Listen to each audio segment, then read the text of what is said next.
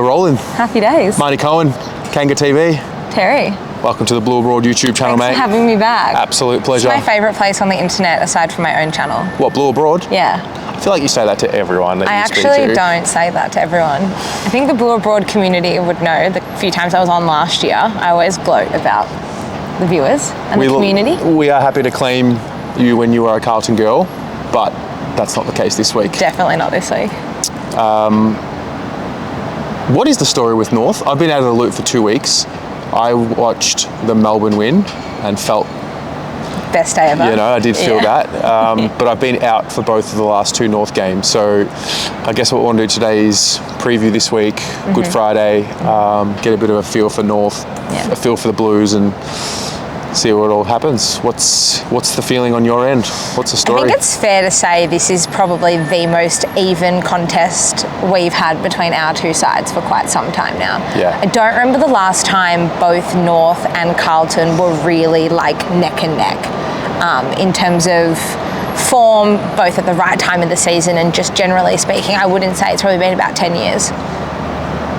Since, what was it, round 17, 2013? Yeah, that 1 point win for the Blues. But it kind of feels like we've missed each other and we've peaked when you guys have, you know, been down the bottom of the ladder and then the cycle's kind of swapped over. Yeah. The last 2 weeks have been hard as a North fan.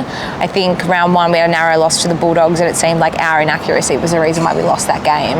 As you mentioned, that massive win against the D's the following week, and then we went to Adelaide Oval when the Crows were white hot. Yeah.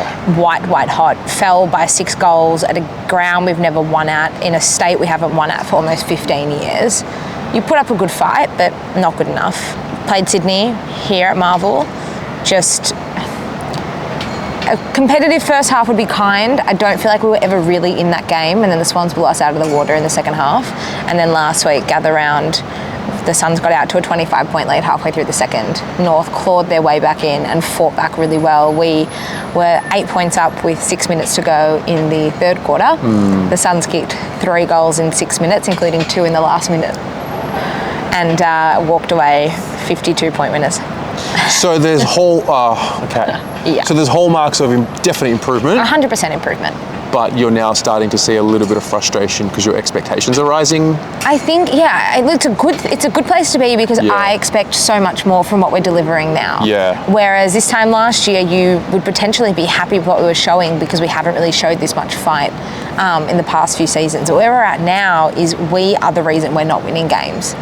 It's not that we're up against, and it's no disrespect to any of the sides we've played so far, because obviously majority of the competition is better than you when you're in the bottom 4, for the last however many seasons. Yeah. But we took it to the Suns, we took it to Adelaide, we took it to the Bulldogs, and we just weren't good enough, and it was our flaws that stopped us from fighting it out for 4 quarters and taking home the 4 points. So that's a good place to be, but it's also a frustrating place to be because you're kind of like, when is the tide going to turn here? I've been saying that and feeling that for a long time on this end. Yeah, I can imagine. Expectations are great because it means that you're improving, but they can also be the downfall. And I think that's what the Blues are suffering from. Not just now, but for a long time.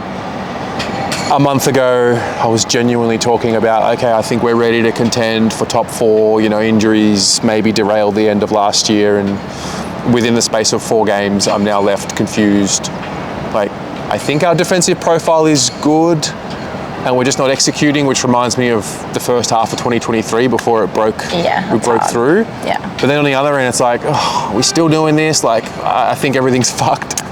I think everyone needs to be sacked at times, except Vossi, but then sometimes Vossi, and I don't even know how to think about the Blues at the moment. I think it's hard with Carlton the way I see it. So I would have had Carlton definitely in the top 4 going into this season, and I would have thought they were absolutely going to challenge for a flag. I don't think the season can't be saved, but I also don't think you can win the premiership. So then where does that leave you? Because in my mind then, the expectation was definitely contending going into this season. So if I still think the season's alive for Carlton, but I don't know if you're good enough at the moment to put yourself in premiership contention. Now, look, it's only April. A lot can change. I mean, you know, you were sitting here at the end of the Geelong game in June last year, thinking, oh my God, happy days. This is it, what we've been waiting for. And then how much can change in those 3 months. So I don't want to write them off completely now, but as it stands, it feels like the season can still be saved, but you can't win the premiership. So in my mind, that's still a failure. Yeah. And that's a shame, because I think the list is good enough. But right now, it seems like, and this is one thing I loved about our performance against the D's, is that every man in that win played their role. And I don't see a lot of Carlton performances, if any, this season. I don't even know what to make of the West Coast win, because West Coast just seems so far off the pace. And that's coming from a North supporter. Yeah, I mean, it was weird. You win by 71, and it's dissatisfying. Yeah, I mean, saw it in Vossi's press conference, on the fan cams. There was this anger. It's it wasn't anywhere near enough. Yeah. Which it wasn't, and I understand that. And I'm just wondering if maybe Carlton just needed to see some positivity, see Walsh kicking goals, see Cottrell actually become the link-up player again, and is that going to carry into North, who are going to be a lot better than the Eagles. This is the first time in a long time I go into a North game not thinking this should be a 10-goal win. Yeah. This is oh my God, we could actually lose this. I think it's a dead set 50-50. I also look at the players that you'll be missing. I'm looking at the players we expect to bring back. I look at the best football that we've put on the park. The best football we've put on the park this year challenged both Adelaide and the Suns. Right. And they're top 6 teams, both of them. The Suns haven't lost a game yet this year. Yeah. So in my mind, coming into this game, I mean, it's hard really as a North fan to go in confident, but I do think that if there was ever a time for us to win, now would be the time. I can't stomach it. I'm so sorry, everyone. It's my birthday on Friday. Oh, it's Tess. not it. Let me have one day a year. Just one day. I don't know if this is going to be it. Belated birthday celebrations. Can we delay your birthday for a day? Why do I always have to sacrifice? Isn't that what this holiday is all about? Is that right? Yeah, I guess. Yeah? I guess. It's tough. Carlton sacrificial lamb. You can't even enjoy anything at the moment as a Carlton fan. So hard. People don't let you enjoy. I also don't let myself enjoy, because I've gone from a dreamer to a realist in 4 weeks. And maybe that's wrong. Maybe I shouldn't be comparing every other team to Carlton. But you want to get a measuring stick. And the way teams are moving the ball, there's the other sleight of hand movement. Everyone in traffic seems to be in sync. And then I understand that expectation can be a burden on the playing group. For sure. And I've kind of got this thing. I think it's really great to have other side success stories to mirror yourself off and what you can do. And as a North fan, looking at Hawthorn over the past 18 months or what Brisbane's been able to do, it's great to have that there. But I also don't really care about other sides, because it doesn't necessarily mean that because it happened for XYZ, it's going to happen for us. And on the flip side with Carlton, it's great. You comparing other sides and you see what they do and what you're not doing, but you have to compare yourself to where you were 12 months ago. Yeah. That's the standard that you should be setting for yourself. Yeah, I think we oftentimes get caught comparing roles that other players have in other teams. And one thing I'll give Vossi credit for, I mean, the whole external world is saying it's all about ball movement now, and that's the way you're going to win a flag. But he's maintained, I think he got asked a question around, how are you going to improve your spread? And he sort of pushed back a little bit. We are clearly trying to play this defensive style of football. Yeah. And there's opinions coming everywhere about this is not where the game is anymore. But the reality is we're now one of only a few teams playing it. So glass half full tells me to win a flag, you've got to do something that everyone else is not doing. Glass half empty says everyone else is doing where the game is going, and you've got to go where they're going. But if we were to now chase the ball movement of Adelaide, or even what I see from North at times, we'd be behind, because we're starting from behind everyone already. So I don't know. We have no defensive blueprint whatsoever. Really? Not a single defensive bone in our body, and I don't know if I could even count on one hand the amount of two-way runners we have on our side. Really? So from my perspective, I would kill to have 10 to 15% more better defensive structure across the entire team. And so that's really interesting. That's something from the other perspective. Like, we look our most dangerous when we've got ball in hand, or when the north ball thing, or moving the ball quickly by hand from one end of the ground to the other, sure. Our issue is that last kick inside forward 50, it just breaks down. And then the other issue is that when the ball does go into our forward 50, and if it does come to ground, if there is a contest, we have minimal defensive pressure. So the ball is walked really easily outside of our offensive 50, and sides just rebound it so quickly down the other end, and they just poke holes in us. Interesting. And we can't stop it. Like, we just are so overwhelmed. We can't stop it. It leaves our defense, and our defense isn't as bad as people think. The reason why our defense looks so bad is because they get no assistance from further up the ground. So they're all left relatively exposed. So your defenders are okay, but it's more the midfield pressure, the forward pressure? Our defenders could be better, sure. Like, we don't have a Jacob Wiedering in our side, or a Harris Andrews, or Sam Taylor. Like, we don't have these kinds of players in our side. Aiden Corr's been really solid for the last 18 months, and he's been really good to start this year again. I think there's a lot of question marks around Griffin Logue, and where he's sitting. He's suffered quite a few injuries. He was fine physically on Saturday, against the Suns, but quite leaky. And then Charlie Comben isn't good one-on-one, but that's not really his role. He's more of this floating, intercepting defender, and that's his strength, so we've got to play him to his strength. But these guys if they had more help from further afield, we wouldn't have this issue. So I think having a defensive blueprint, and if that's your identity and it's strong, that's great. That's something you can build on. Right now, we know where we play our best football, but North Ball's not North Melbourne's on-field identity. Right. Because we don't actually see it all that much. We try different things, and we look our best when we're fast, but we are the second slowest ball movement side in the competition. It's just not sustainable for so four go quarters figure. at the moment? Not at the moment, and maybe our skills aren't there. It's still, we got to work on that kick inside forward 50. Also, we know we get really overwhelmed when we let a side get on top of us out of the middle of the ground in particular. Yeah. So and you'll probably see this on Friday, there are periods of game we will just chip it from man to man in the back line. Right. And then we're too slow moving forward. And we literally will just stay on that 50-metre arc or just beyond, and not actually do anything with the ball 5, 6, 7 possessions later. You're making me way more confident.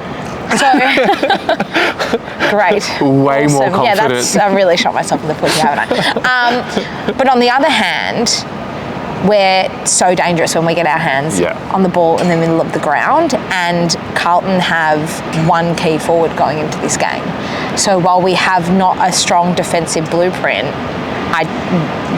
to defend Charlie Curnow on his own, no disrespect to Lewis Young or Silvani or Mitch McGovern, whoever plays forward for Carlton, I would still back us in. Okay. It's a real 50-50. A coin flip situation? Is that where we're at? The Blues gone from top 4 hopes to coin flipping with North Melbourne? Hey, it's not so bad. You could be coin flipping with West Coast. We almost were before the game. What are the changes for North? You said there are a few players that will come back, maybe. Yeah, so we're looking at Jackson Archer potentially returning. So he had a 3-week suspension. He was meant to come back against the Suns and then had a minor hamstring issue. So hopefully he's all over that and will come back into the side. George Wardlaw is the other one. He made it relatively unscathed through a practice match. We had a scratch match on the weekend, and there was footage of him limping from the ground, and I think every single North fan just went panic stations. It was a bad rolled ankle. Apparently he laughed it off. I don't think any of us at home were laughing, but apparently he's okay. So I'd expect him, if fit, to return. So they'd be potentially a Zane Dersma, potentially, I don't know, Darcy Tucker maybe. I think Darcy Tucker's actually had a really good start to the year, but Arch might make way for him as well. Dylan Stevens maybe. I don't know, there's a few names. I don't see the point in just making changes for the sake of making changes, but these are two really strong inclusions, and both of them automatically would sit in our best 23. Interesting. Outside of that, I don't know what they're going to do. I'd love to see Riley Hardiman play a full game. He's been the sub the last 2 weeks. He's our best small two-way runner in the side. He is a defender, but he can push higher up the ground if needed. McKercher was pretty ordinary on the weekend. Maybe just give him a week in the VFL. He got subbed? He did get subbed, yep. That was tactical? Tactical. It said on the AFL app there was injury, but it definitely wasn't. It was definitely tactical. Okay. So there's a few question marks. I don't know what way they'll go. We definitely I'd love to see Will Phillips back as well, because he's a really solid defensive midfielder. Yeah. I mean, Carlton, we might be changing up the whole structure of our forward line. I'm not sure if they're going to go Lewis Young, bring him in for Harry, and then help chop out in the ruck, or if they go Pito, who Is he ready? Well, he was available last week, but it was his first week back, and then there was no game. Yeah. So he hasn't had any match practice. But the opportunity and the idea, and this is just from my mind, is to maybe allow for Tom to rest forward. Yeah. And be the second option to Charlie. So Kemp and Harry won't play. Jordan Boyd is one who I still think is in the best version of the team. But Matt Carroll played last week, and I think they'll keep him in. Then there's the other side of the equation. Do you bring in Ashton Moyer for Kemp and let him play Kemp's role? But Moyer's not really in form. He's still very young. Yeah, he's been underwhelming. Yeah. But then the way for him to actually just grow into that role is to play. Is maybe just play. Yeah. So, I mean, Blake Acres, I would assume, would come straight back in. He was ill last week. So I don't know which way they'll go. I think I want to see Pito win the team because I'm a bit wary of Sherry. That's a big boy. We did have this conversation last year. Yeah. And I think they opted for just TDK. Yes. And he was good. He was good. He was, but Sherry's Sherry. That's a big, angry, vicious boy. Man, he's not a boy. And he's dangerous, and he stomps on feet, and he cracks ribs, and he's a big boy. He is, and he's had a quiet couple of weeks. He did have a bit of an issue with his hamstring against Adelaide. I don't know if he's fully recovered, but he has played both weeks. He got beaten comprehensively by Brodie Grundy when he played Sydney, and he was beaten in the hit-outs, especially against Jared Witts over the weekend. But Grundy's more of that athletic type, but Jared Witts is a bolter. Yeah. So physically, that's a good match for the Suns. So I can understand the hesitation, but I'd back TDK, and he's had a really good start to the year. He has had a good start to the year. I'm just wary of...